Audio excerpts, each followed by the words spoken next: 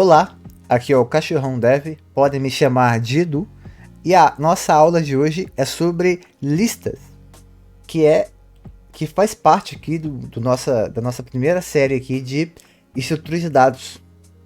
Então, o que falar disso, né? Na última aula a gente falou de array, que é uma forma da gente usar uma variável para apontar para vários espaçamentos de memória de uma vez só. E utilizando esse mecanismo de arrays, a gente conseguia colocar vários valores dentro de uma variável só. Pegando como exemplo aqui, ó, a gente fazia algo assim, ó, int, aí abria os colchetes, aí inteiros, e recebia new int, e a gente passava um tamanho do array, por exemplo, 100. Ou seja, dentro dessa variável aqui, cabia 100 inteiros, certo? Porém, utilizar dessa forma, trabalhar com arrays diretos é muito custoso. Para isso, foi feito, né, algumas estruturas pré-estabelecidas para a gente conseguir organizar os dados, para a gente não ter que trabalhar de uma forma mais crua, digamos assim. Lhes apresento uma API de collections chamada list, que é uma lib, né? Olha só, import java.utilist, ou seja, ela está dentro aqui das bibliotecas do Java. A list é uma lista. Dentro dela existe um array lá, no qual ela controla. Porém, a gente abstrai como uma lista mesmo. Imagine o seguinte, né? A gente tem o nosso array, no qual ele tem várias posições, certo? Que vai de 0, da posição 0 até a posição n-1, sendo n o tamanho, nesse caso aqui, ó, 1, 2, 3, 4, 5, então a nossa posição aqui é a 4, certo? Numa lista, pessoal, é algo abstraível, de certa forma, bem parecido, só que pensem como uma lista mesmo, ó. Pega um papel e, ó, no primeiro, aqui na posição 0, né, na primeira posição aqui, que é a posição 0, a gente tem aqui fulano. Na posição 1, a gente tem cicrano. Na posição 2, até n-1. E podem abstrair dessa forma, numa forma de lista mesmo. Parem de pensar agora naquela questão de espaços de memória, que uma variável está apontando para vários espaços de uma vez. Não. Pense em algo mais palpável. Pense numa lista mesmo. Voltando aqui, a gente importou a nossa lista, né? Só que eu não falei do que é a nossa lista. Eu vou criar aqui a classe aluno. Eu vou dar 3 atributos para ele, que vai ser o nome, a série e a nota dele. Eu vou trazer inteiro aqui, vocês vão ver por quê também. Inteiro, nota. Eu vou dar um out insert aqui, que é o generate, get inset, e criar aqui os métodos de get set dele. Beleza, por hora é isso. Vamos aqui em main, tá? E eu vou criar uma lista de aluno. Lista aluno recebe new array list. Array list. É dessa forma que a gente cria uma lista. A gente dá o tipo de lista, passa o tipo da lista dentro do menor e maior aqui.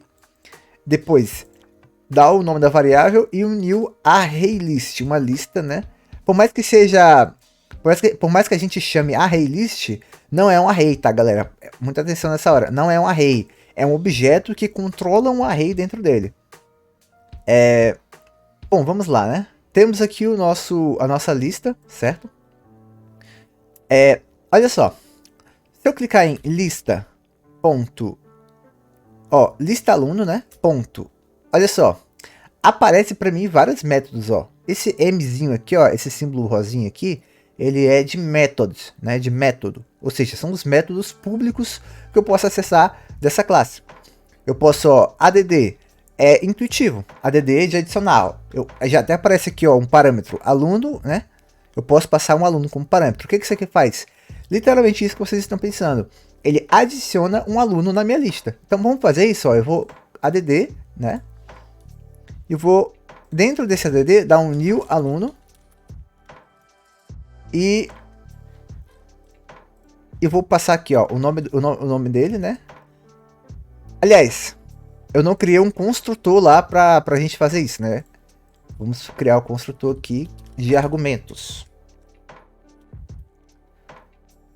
Que é o string nome, string série e o nosso int nota. Então, this.nome recebe nome, this.série recebe série e o this.nota recebe nota. Fechou. Então, aqui agora a gente vai criar o Eduardo.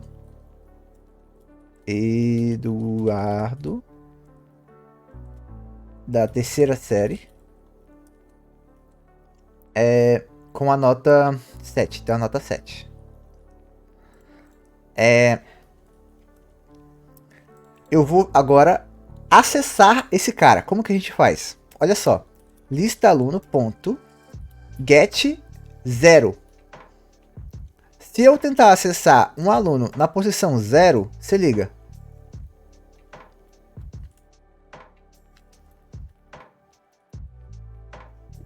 Vou executar meu programa. Olha lá, ó. Presta atenção o que aconteceu aqui, olha só. Muita atenção. Criei uma lista, adicionei um objeto aluno dentro ali da lista e acessei o get 0. Olha o que ele imprimiu. Aluno, arroba, um código aleatório aqui. O que é isso aqui, galera? Isso aqui é a referência daquele objeto aluno que a gente criou ali. Quando a gente faz isso, a gente está acessando o objeto naquela posição. Eu vou trocar 0 para 1. Olha o que vai acontecer. Index 1, né, está fora aqui dos limites, porque o tamanho de uma lista ele é definido pela quantidade de elementos que a gente coloca nele. Primeiro ponto legal, a gente em nenhum momento precisou definir o tamanho da lista. Assim como a gente vai adicionando, ele vai aumentando o tamanho. Ó, vou adicionar agora a Priscila aqui, ó. Priscila. Agora eu vou conseguir acessar o get1, ó. Porque, olha lá, ó, aluno, né? Que esse aqui é a Priscila, é uma outra referência. Se eu mudar aqui para 2, olha lá, ó, já ficou fora porque eu não adicionei um terceiro. Quando ele tentou acessar a segunda posição, que na verdade é a terceira posição, porque começa em 0, ele não encontrou nada, entendeu? Então, o tamanho da nossa lista, ela escala conforme a gente vai colocando novos objetos lá dentro dela. Então, é uma vantagem já sobre o array aqui. Ela consegue ter esse controle melhor. Tá, Edu, como que eu consigo acessar? Como é que eu consigo saber, então, qual é o tamanho da minha lista? Dado que, sei lá, pode ter 2.000, 3.000, 5.000, 10.000 itens dentro dessa lista. A lista, ela tem um outro método, .size. Lembra daquele .length do array? Aqui a gente utiliza esse size aqui. Então, olha só, eu vou imprimir o size. 2, tá vendo? Olha lá, ó. São esses dois que eu adicionei. Eu vou adicionar um terceiro aqui, ó. Eu vou adicionar o Gabriel. 3. Agora eu tenho 3 alunos na minha lista de alunos. Entendeu aí? Deu para sacar? Como vocês podem ver, a gente já consegue ter um controle melhor aqui das coisas. Beleza? Ó.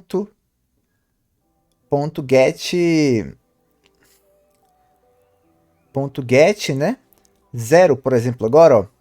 Eu acesso o objeto. Se eu estou acessando o objeto, eu posso, ó, olha lá, ó, get nome, get nota. Se eu pegar o nome aqui, ó, vai imprimir Eduardo, né? Porque é o meu primeiro aluno da posição 0. Ó, se eu trocar para 1 aqui, ó, get 1, Priscila.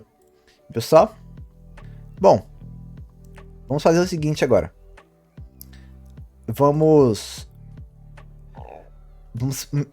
entender um pouco mais sobre o que tem aí dentro, né?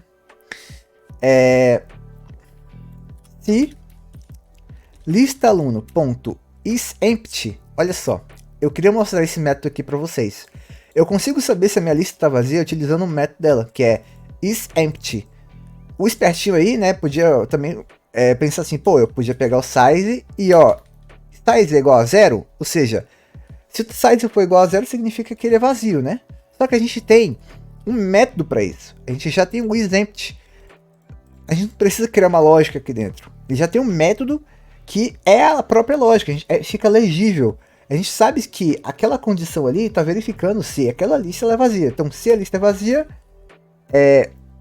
eu vou adicionar um caboclo aqui dentro. Se não, eu imprimo lista.size. Beleza? Bora fazer esse exemplo aqui, ó. Deixa eu comentar esses caras. Vamos executar aqui, ó. Olha lá, ó. A lista é vazia, né? Então ele não imprimiu o tamanho, porque ele entrou aqui dentro. Agora, se eu já tenho alguém lá dentro, ó, o tamanho. Ou seja, a gente já tem esse método aqui pra gente dar uma olhadinha. Fechou? Olha lá, ó. Ponto, né? A gente tem o ADD do aluno aqui. A gente tem aqui o contents também. A gente pode estar aqui, ó. Eu vou criar aqui o aluno. Aluno alvo. Recebe esse caboclo aqui, que é o Eduardo.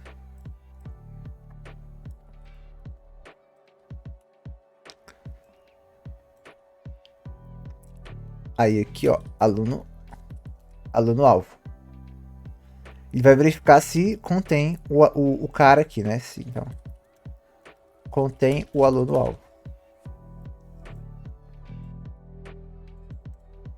E aqui no salto de baixo a gente pode colocar não contém o aluno alvo.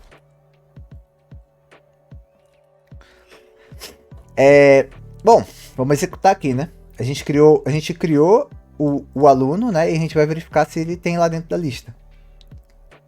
Não contém o aluno alvo, porque a gente não colocou ele lá, né? Vamos colocar, ó, lista aluno.add aluno alvo. Coloquei o aluno dentro da lista.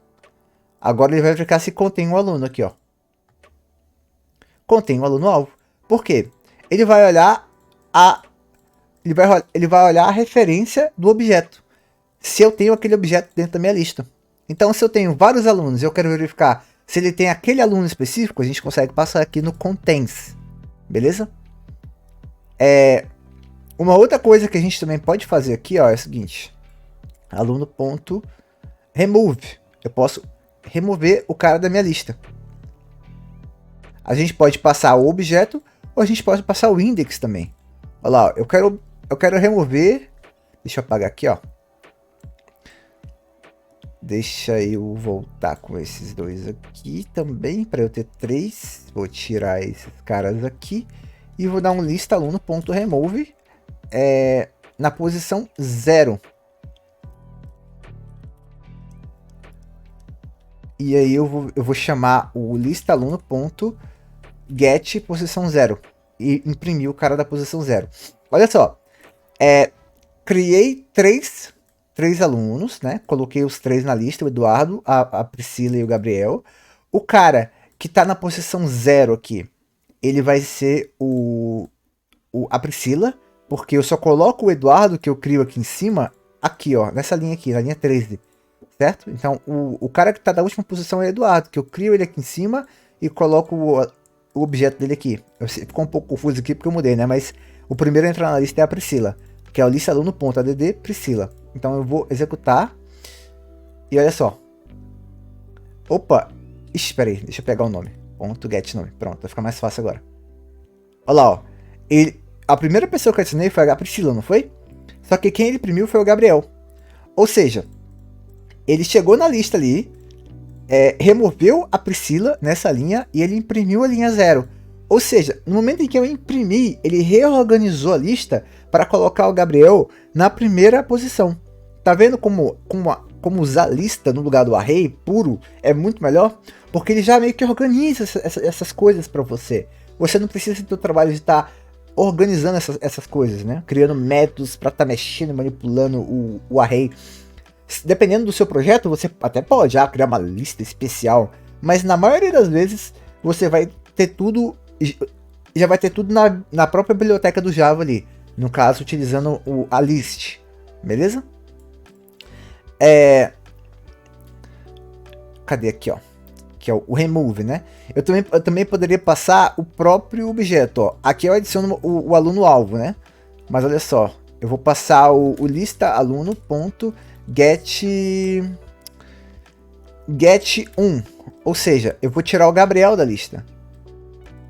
Então, se eu for imprimir agora, eu vou imprimir todos agora com for. Olha, eu já vou imprimir todos com for, mostrando para vocês o que dá para fazer com for aqui também. Lembra do nosso for que é assim, ó, int igual a 0, i for menor que tamanho, i mais mais? Lembra, né? Mas olha só o que eu vou fazer. Eu vou usar um outro for aqui, que é o for each, que a gente chama. Que é, eu vou pegar aluno e lista aluno.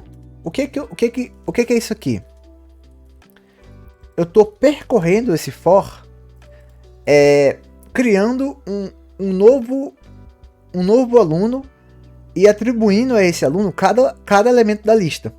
Como assim? Antes da gente imprimir aqui os alunos, eu vou mostrar para vocês isso aqui, ó. Eu tenho 3 alunos adicionados na lista, certo? Se eu vir aqui, ó, salt aluno.getNome, olha só o que vai acontecer. Imprimiu todos, ó, a Priscila, o Gabriel e o Eduardo. Beleza? Como que isso aqui funcionou? Esse for, ele cria um aluno e ele, a cada loop, ele pega um elemento dessa lista. Então, no primeiro loop, o aluno aqui, a minha variável aluno, ela pegou o lista aluno.get 0. No próximo lista aluno get 1. Ou seja, eu não precisei nem do i lá para ficar controlando o array. Eu só criei uma variável para ficar recebendo dentro do loop os elementos da lista. Esse for, você sempre vai passar o tipo do aluno, o tipo do objeto da lista e a lista. Passando aqui os 2 pontinhos, ó. É a variável e 2 pontinhos a lista. E aí ele faz o loop para você aqui, percorrendo cada elemento da lista e passando lá para o aluno. Lá para o objeto, né? Poderia ser qualquer objeto. E aí tratando eles, né? Vamos supor que eu quero... agora, né? Trabalhando com a lista aqui, o que eu vou fazer, ó? Eu vou criar um outro for. Que ele pega o get nota. Ele imprime a nota aqui, tá? Nota do